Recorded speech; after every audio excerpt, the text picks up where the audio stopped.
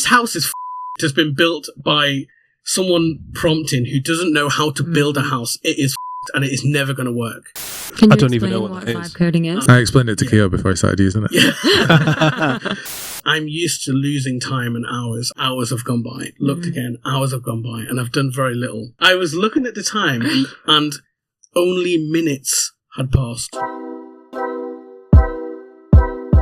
This is the C Word Podcast. Everything talked about in this podcast is for educational and entertainment purposes only, and is not financial advice. You should always seek professional financial advice. Now, onto the podcast. You touched on machine learning there, and Segue. Segue. Excellent segue. See what you did there. I did it on purpose. This is why you're here. Wow.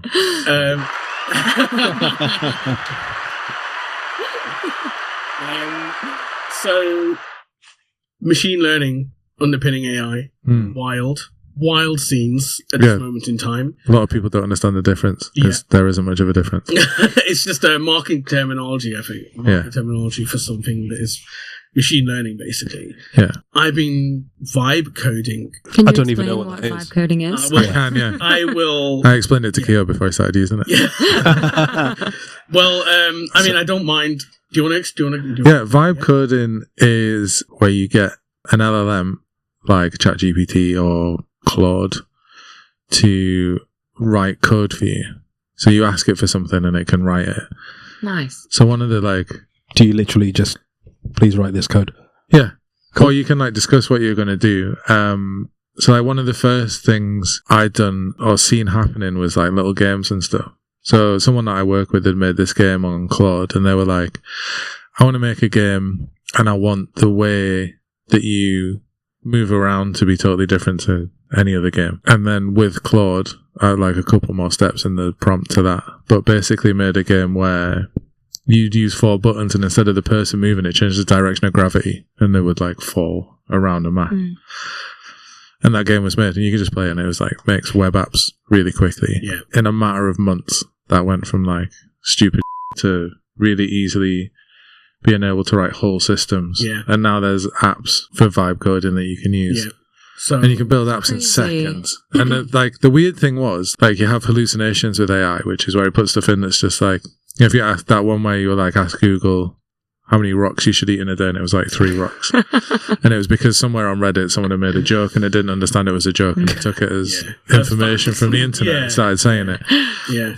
That's a misquote, but a hallucination is where it just says something totally out of pocket, where it's just it's completely untrue. Exactly, the decision tree went down a wrong path. Yeah. It gave you just a mad answer. Yeah. Because it thought that was right. Because the thing with LLMs is it's not intelligence. What it does is it works out what you want to hear and it tells it back to you. So that's why, if you're polite to an AI, then it'll speak back to you in a conversational tone. Whereas if you ask it a question you're searching in Google, it'll give you a response that's just factual. So the way you speak to it is the way it speaks back. Yeah. And the easiest way to understand it is when if you use the middle of your keyboard and you have predictive text, what's the next word going to be in this sentence, it does that just on a massive scale. Okay. In the way that it speaks to you. So then going into this level where they can sort of reference code and write code, it would often get it quite wrong in the first place. But the weird thing was, if you were I want you to code a web page that has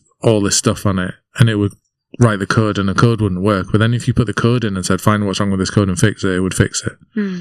Yeah. And then people implemented those changes into LLMs where it would have basically a chain of thought where it would write the code and it would check the code and then it would spit out the correct code. Yeah. More first time. I have known about models writing code for a long time, but I did try it a long time ago and it was absolutely terrible. It was so bad. It was terrible. The leap in the last 3 months has been insane. It couldn't get anything right. Right. And I just thought, this is done. Cooked. Done. Yeah. So I just left it for months and months, even years. I was massive. That was me doing one from the models, right? And then I recently come back and I've tried Cursor. Cursor is one of the leading language models, coding models, I would say, for writing code. And do you know what? My trial is about to expire and I'm going to pay for it. It's about $19 a month, $18 a month. I'm just going to pay for it outright. It got so good, like Matt said, so good, so fast that like my mind was blown. Now let me tell you about my situation. Yeah, I was going to say it's important to understand that Keo's one of the best developers that you could meet. Here's thank you. Love how you said first. Yeah, I know. That was like an acknowledgement as opposed to like a reaction. Thanks, Gordon. Thank you. My GitHub is public. Check it out. It's fun if you can't code. Like my level of code is so basic. Dude, I have no clue. I really like vibe coding. It makes me feel like I know what I'm doing. So like trying to understand how Keo uses it is. So here's the thing. Here's my take on this. Right. You know, Matt's point is totally valid, and it gives you superpowers where you would have to have learned a lot beforehand, which is fantastic. It's incredible altogether. But for someone like me, and here's the context with me, it's like, I've got 2 kids. I have to hold down family life as well as a job, but I've got tons of podcast, but I've got loads of products and services that I have to hold down, and as time, as the kids are getting older, if things are getting more and more difficult, and I have no time. Yeah, I've got no time. I periodically get messages from Keo being like, "I've pulled the plug on things that we made like 5 years ago. Yeah, it's just been sitting there, and he's been updating the code, and it's like, yeah, that's dead now. Yeah, it's just gone because I don't have the time. I can't maintain it. It was pre or one of my kids. Yeah. And I kept the kids. Selfish. Who do they think they are? Rocking up, monopolizing. We had a good thing going. But here's the thing.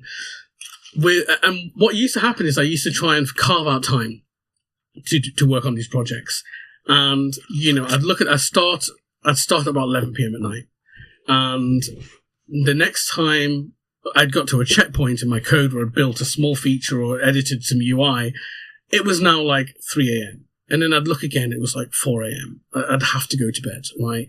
And then I'd wake up the next day absolutely knackered, and then I'd start the whole thing again. Really? And I'd be a zombie at the end of it. Now, when I tried vibe coding again, this time with Cursor, which uses Claude, I think, in the background, I was just blown away. I was smashing features out. And I do this thing where I keep looking at the time because I expect several hours to pass by. Yeah. Now, imagine how this is. I'm used to losing time and hours. I look at the clock in the corner. Hours have gone by. Looked again. Hours have gone by, and I've done very little. Right, in the grand scheme of things. Also, I'm really tired. It's night time. Do you know what I mean? You're supposed to be sleeping, so my body's working at half capacity here.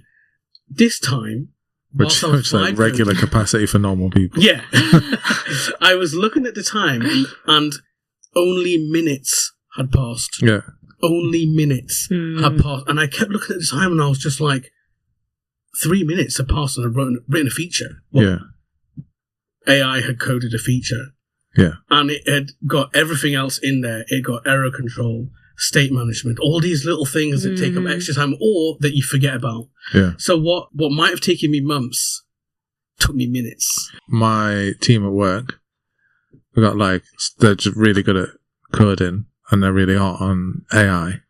We're having a big chat about vibe coding and what it changes. Because obviously the first thing that people think is like, well, I spent ages learning to code. It's now pointless because anyone... But it's not. And I'll tell you why after you finish that. I'll tell you why it's not. But I was comparing it to like, if you're going to use vibe coding properly, it basically puts it in like your position as like, if you're a CTO, like a lead programmer somewhere, what you do is you tell a team of devs what you want to happen, and then they write all the code, and then you check all the code, and you change anything that's not right, and you implement it. So now, basically, vibe coding shifts anyone who could code up to that like lead developer role, and any sort of lead developer gets put to CTO. So it like bumps everyone up a level, and people that couldn't code, it sort of puts you in a way where you can write a load of code, but then you still have to ask it, being like, I don't know why this isn't working. Yeah.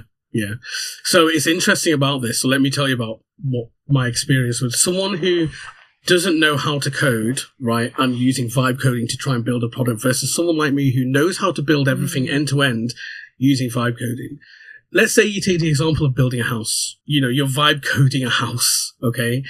Someone who doesn't know how to build a house would come along to the prompt and they were like, this is how they would build a house. Like, right, let's get the roof in first. Right? And then they'd be like, okay, put the driveway in next. Okay, do you know what? Let's put a chimney and let's put the top floor first. And then, and then let's build out the rest of the house. Oh, the foundation? Let's afterthought. Just shove that in. Oh, forgot about all the wiring and the plumbing.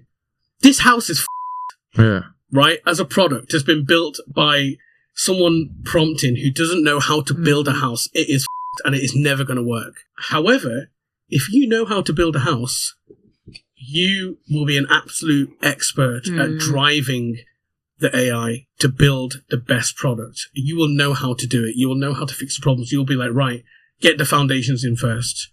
Do the wire, let's build a skeleton, of the house. Let's get the plumbing, the electrics in first. All the basic essential stuff, you will know how to build it.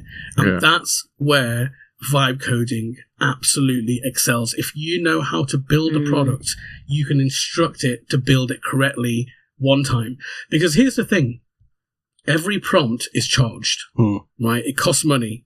And there's quite a lot of horror stories online about people having like $500 bills and stuff like that because they were just trying to build a product. And the thing is when you make a mistake and you try to fix a mistake, every prompt you're doing to try and fix the mistake is being charged to you, right? So you're paying to fix your own mistakes.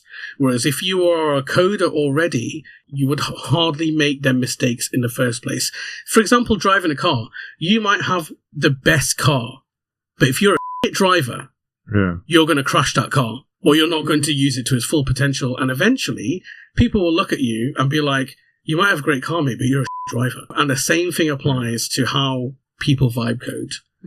If you're not a good driver, then you're not going to drive the product or build a very good product in the first place. It's interesting as well, like what you're trying to build. So if you're building an app from scratch, you could vibe code that. But like one of the examples I had was I'd used an LLM to work out when was the best time for me to take my kit days at work while I'm on shared parental. Yeah. So it was like, I'm going to be away on these dates, and I want to go in like 2 days a month. This day is best. Find me all the dates that fit within that. Now I was finding it really hard to visualize it because it just put out a list. So I went on Claude and I was like, make this into a visible calendar layout as a standard thing. So it had like all the months, all the days were highlighted that I was going to take off, and then I adjusted it from there. Yeah. But when you're using Claude to make something like that, when it's thinking, it shows you it right in the code, and you can switch between the code it's written and the output. So I would look at the calendar and be like, no, that's not right, change this. Yeah. And you can see it rewriting the code. But if you know code, then you could just adapt the code yourself. And this is the interesting thing. So like I've recently built an app in record time, right? And I purposely made it casually. I purposely made it simple. It's just a list app, right? It's just a list app. But it's an AI version of list up. So basically, step one, make app. So basically, you're entering your items for your list, but it's predicting your next lists. So even when you go to your new list and you want to create a new list, it will tell you, is this your list that you're probably looking for? And it takes into account your previous list and your location of where you are. So if you're near a shopping center, it will say like shopping. Yeah. You know what I mean? It will think it's a shopping list. And put in the things that you always buy from the shop. Yeah, right. Exactly. And it's pre-listed all your shopping items that you might want next based on your previous shopping lists. And it also categorizes everything for you. So dairy is in one section. Do you know what I mean? So, but the thing that's the worst bit about my shopping list. Yeah, everything's not in a You go in and you're all the different aisles, So that's when it laid out from the door to the till. So here's the thing, so I coded that whole thing end to end, including the back end services and all that. Again, remember, I know how to build this even if AI wasn't available, but I managed to do it in what would have been 8 hours, 9 hours. What would have taken me months. Crazy. I did it in about 8 or 9 hours. And that was just me prompting. And it's important to note as well that when it made mistakes, because I know how to code already, I was able to steer it back in the right direction, whereas someone else would have continued in the wrong direction and then had to battle to get it back into the correct direction. Yeah. So this is the pitfall of it. But if you know how to code already, you are only going to benefit from vibe coding. So this is like the difference with there's like 0-shot prompting and 1-shot, multiple shots. So that works as if you do a 0-shot prompt, you don't really give any context. You would just say like, I want an app that does lists, and it would make it, and then you have to keep going and going. Whereas like you can give it more context where you're like, I want it to do apps, I want it to predict it, I want to use locations based on this, and you could list out all the things and it would have a better chance of doing what you want. Because I think one of the things a lot of people forget is it doesn't fill in the gaps like if you were speaking to a person might do. It just takes exactly what you've said and it does it. So it's like, I think, which is really handy for autistic people, because you've grown up your whole life being like given bad instructions and trying to work out what the mistakes are. So I find it quite easy to use because I speak to it how I'd want to be instructed. Yeah, that's fascinating. And like, how has it helped you? Because I'm really fascinated about how AI will be able to help people in general, right? Not just from one side of the spectrum, but all spectrums. Yeah, you know? So many of the early tools were like autism and ADHD stuff as well. So there's a list one where if you just put in what you want to do and it'll make you a list of all the things that you need to do to achieve that. So if you're like, I need to go out, then that just sounds like one thing, but it makes a list where it's like, okay, so you'll probably need to shower, you brush your teeth, you need to like get your bag, make sure you've got all the things that you need before you leave. That's really cool. And then you go through and you tick them off and it makes it seem more manageable and you can work through instead of feeling overwhelmed and just staying in the house. Yeah. That's absolutely fascinating. But yeah, I think in terms of using it, I've found it quite easy to the point where you're explaining it to people and they're like, oh, I never would have thought to have prompted something that way. And it's like, it's because you fill in all these gaps and you think that's just a normal way to think when it's not. There's that whole thing around prompt engineering as well, isn't there? Yeah. Knowing how to talk to large language models. And it's just going to get easier because like natural language prompting now is becoming so easy because they're building it in. So it's like, you will get to a point where you can say, I need an app, and it would ask you the questions before it makes it. Yeah. Well, should we give this a try? Should we give this a run? Yeah, please. I've got it fine. I mean, I'm going to scoot over because I kind of want to see what's happening. So what I'm going to do is I'm going to start the screen recording so we can have a look. And I'll describe this as well. So screen recording, rocking and rolling. Okay, so... wow. Recording. So what are we building? We can ask it to write a token. We can ask it to build non-urgent transactions. I think we should do delay on that. Yeah? Yeah. Okay, so non-urgent transactions. Yeah. I'm trying to keep it like PC, like, do you know what I mean? Like for the whole family. Yeah. You know, the whole family's invited. I've got a blank project here, and it's, I'm just going to say this is using Cursor. So Cursor is like an editor that builds in all these large language models. They're just like Terminal. Does it look like? No, it's just like a code editor, but it's got a chat thing on the side, on the right-hand side, where you talk to it. Like Claude editor with Clippy on the side. Yeah, basically. Looks like you're trying to build an app. It's like Clippy, like Robocop Clippy. Okay, so let me see. We want to build an application that, and notice I'm going to be dropping in like the right tooling that it needs to use. Right? And that helps greatly in steering it in the right direction. So we want to build an application that is a web-free tool. This this should use React and MetaMask where possible. Do you tell it what languages to use? If you can, it will do it in the language that you want. But the fact that it's seeing React and Web3, it's going to default to JavaScript, right? So it already knows this. How sensitive is it to language? Like the type of language that you're... Do you mean like when you're talking to it? Yeah. It's pretty good at this day and age. Yeah. Do you know what I mean? Can you give me an example of something that you might be wondering about? No, nothing. I was just, when you were typing, you were thinking out loud. Yeah. And therefore I was thinking, if you said the wrong thing, would it assume what you were trying to say or just, trying to figure it out? It will always do the thing that you were asking it to do, even if it was wrong. It will very rarely say, oh, like you're wrong. It will actually apologize and try to do the wrong thing. So you can steer it in the wrong direction. Interesting. So this should use React and MetaMask where possible. The main feature of this app is that you can specify a non-urgent transaction. Should we have it where it sends at a certain gas price, or you just want it to be low? We can do a certain gas price or just low. I was saying that if you do like a low, medium, or high, area and we preset those gas prices. Okay, keep that as a feature. Yeah. Just do low for now and see what it comes out with. Specify non-negotiable whereby users choose a transaction that they want to make. So notice how I'm trying to be as descriptive as possible here, because if you miss out the details, it will fill it in for you, and sometimes it's not what you want. When the user chooses a transaction that they want to make, and the React app will monitor gas prices and wait for it to be low on Ethereum.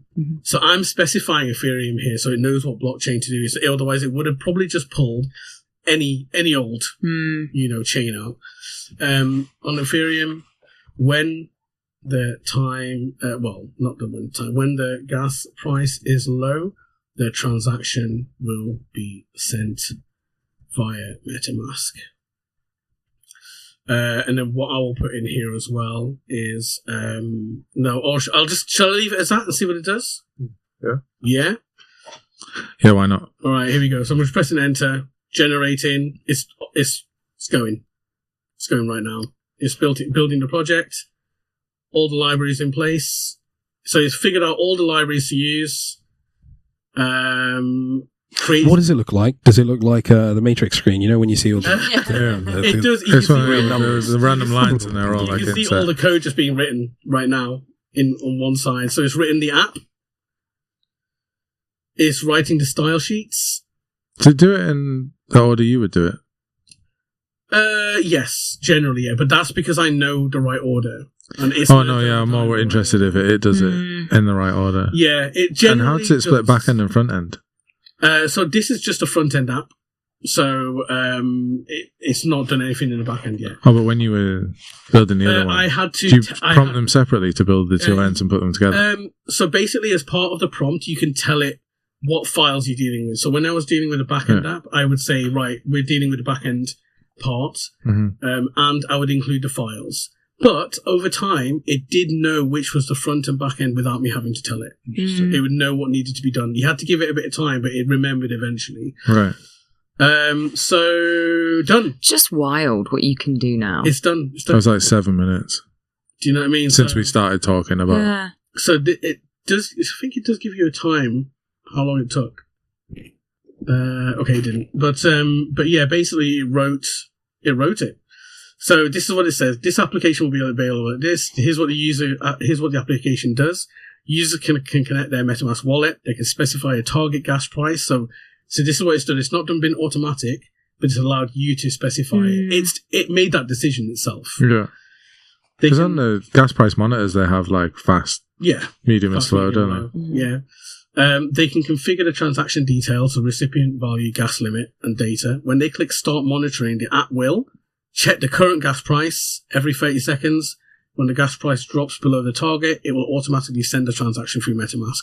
Users will need to confirm in MetaMask. The application uses React for the UI, Ethers.js for Ethereum transactions, MetaMask, and TypeScript. Done. And do you have to specify where... So it's just a web app currently? Yeah. You have to specify how it would work for being distributed to mobile apps? Like the App Store or the Google Store? So you can ask it to package it for you. Yeah. As a web app, basically. And that when that happens, it becomes what's called a progressive web app. But here's the thing, the React application by default is already a progressive web app, so it's ready for app stores.